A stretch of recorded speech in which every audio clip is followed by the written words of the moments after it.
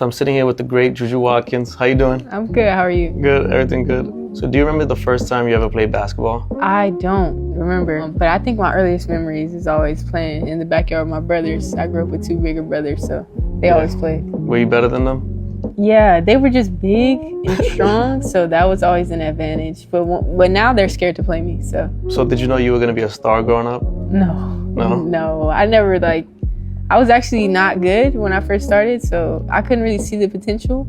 But once I started working out with my dad and slowly getting better, I was like, okay, maybe I can take this somewhere. So who were your biggest inspirations growing up, in basketball? It was definitely LeBron and Candace Parker. What are some of the biggest challenges you got in your career and how do you overcome them? The biggest challenge so far is just my freshman year, just not really knowing what to expect. Yeah. And a lot being thrown at me and just learning how to, take everything on. Do you feel a lot of pressure being in the spotlight? Not really. I don't really think about it a lot. I just try to play. I mean, it's just a blessing to be able to play. What's a typical day of training? Usually we would have a 7 a.m. weights, and then we're on the court after with my team, and then probably at night I'll get in with my dad or my trainer to get some extra shots up. What advice do you have for young athletes that look up to you? I always say just have fun.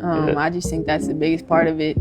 If you're not having fun, what's the doing? point, right? Yeah, for sure. What message do you think the world needs to hear right now?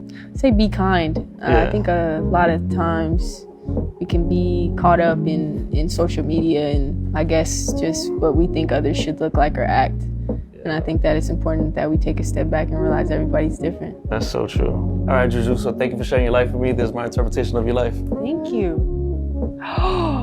Bro. Nah, you're insanely talented. Thank you. Thank you. Yeah, you could keep it. This is Or you could give it to your mom. I think she wanted it. Damn, I should have done my video. It was nice meeting you. It was nice meeting you. Thank you so Thank much. you. Of course. Thank you.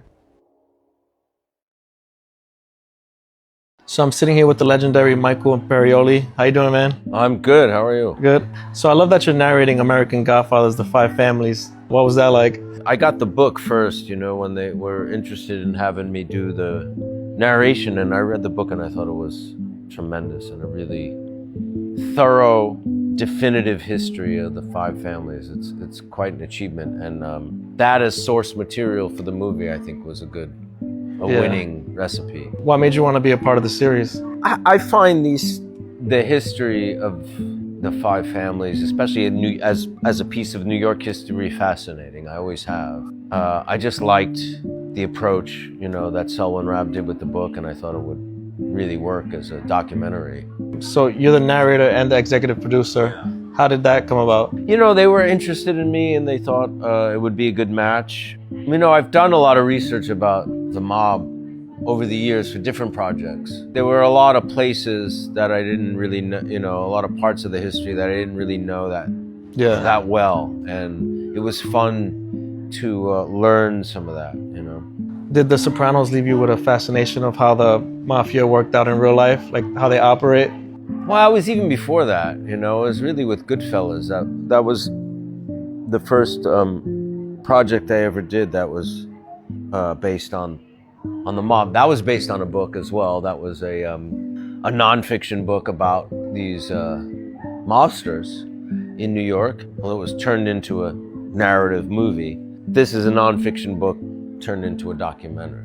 With this project, did you learn something new that you didn't know, during Goodfellas or The Sopranos? It's not so much stuff I didn't know, but it was things that were the gaps were really filled in, like the fact that it was Prohibition that really kind of created the mob in a way. Well, they were already here. They were in Italy. They came over here, with immigration and, were involved in various, activities in New York. But Prohibition kind of opened up the opportunities for, money that was never possible before. And also influence, the connections with politicians and law enforcement, that Prohibition kind of allowed them to make inroads with. What do you hope that the audience takes away from this series? It's just a real thorough understanding of the history, and it's a very interesting part of the American experience of the 20th century. A vital It's, you know, part of American history, you know, that needs to be told. What makes this series different from others?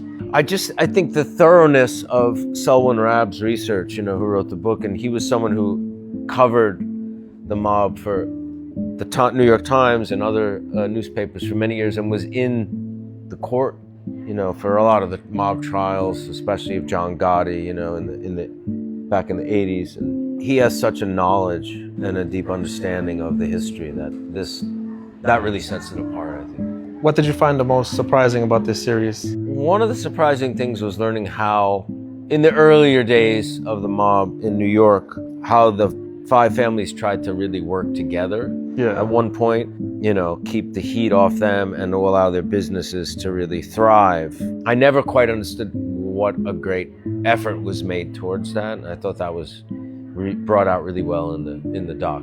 Amazing. I can't wait to see American Godfathers, The Five Families, and I'm done with your drawings. Here you go. This is for you. This is for me.